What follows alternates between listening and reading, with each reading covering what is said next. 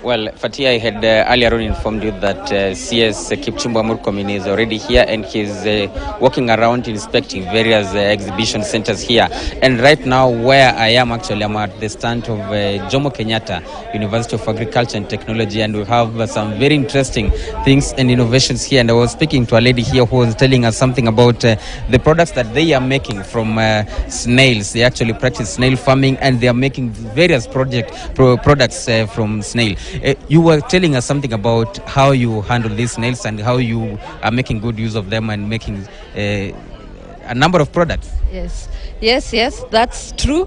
We are doing snail farming, and we are here showing the farmers. They are still complaining that the snails are destructive to their farms, but for us, we are making use of them to make value chain added products. For one, we have the slime. The slime is a major component in making the cream and also the soap. They are good skincare product, and it is also used in making the cough syrup, which made us win a grant of 127 million to do the same research on cough syrup. We are also using the shells from the snails with the calcium, because they are rich in calcium, to fortify the animal feeds, and also to use it to lime the soil in our organic farms to improve the crop productivity. We are also using the snail as a delicacy. It's a white meat competing with the fish and the chicken. This is a delicacy, and it is rich in selenium to boost the body immunity. It is also rich in omega-3 to help in brain development, and it is also cholesterol-free. So in case you are not doing the red meat, this is a good option to go about. And I can also see the shells here. How do you use the shells? The shell, as the research says, they are 98% calcium carbonate, and calcium carbonate, as we know, it is used to amend our soils to improve the crop productivity. All right. Thank you so much. Of course, that is all from the snails. I will be moving to the next gentleman here, who is also doing some very interesting innovations. I'm not so sure if at all.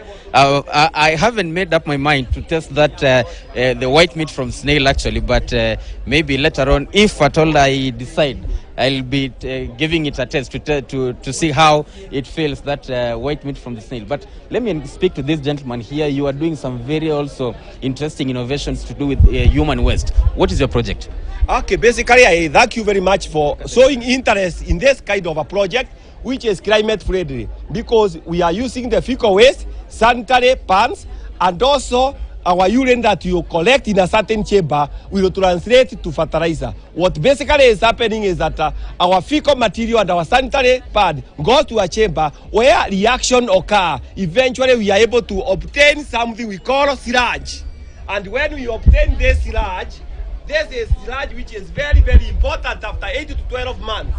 And it is very nice because it has undergone through the various processes to address the issues of quality in terms of not transmitting any infection to the community. Later on, it is put in this model. This model, as you can see, can contain as much as 6 bricks. When you put the molten material, the sludge there, it translates to these materials that you can see here.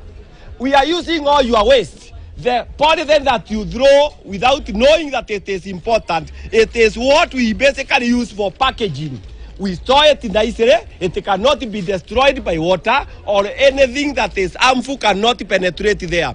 We are also bringing what we call some briquettes. Our youth can be able to bring on board materials that when a bottle is collected, it has very good graving in it. Why don't we just use that material there? Our CBC people are here today, as you can see, and they are very happy for this innovation. They can build very good sculptures from here. They can even attract our tourists for purposes of income and the global economy, so that we are able to reach to the higher levels.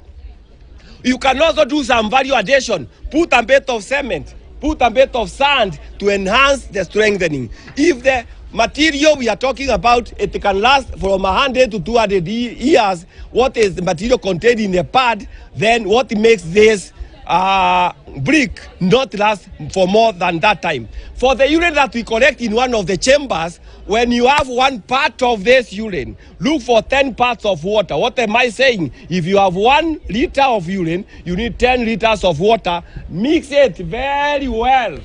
And when you mix it, it is a complete NPK fertilizer, nitrogen, phosphate, and potassium. And this is what is translating to the final product. As you can see here, that the plant undergoing what we call drip irrigation here.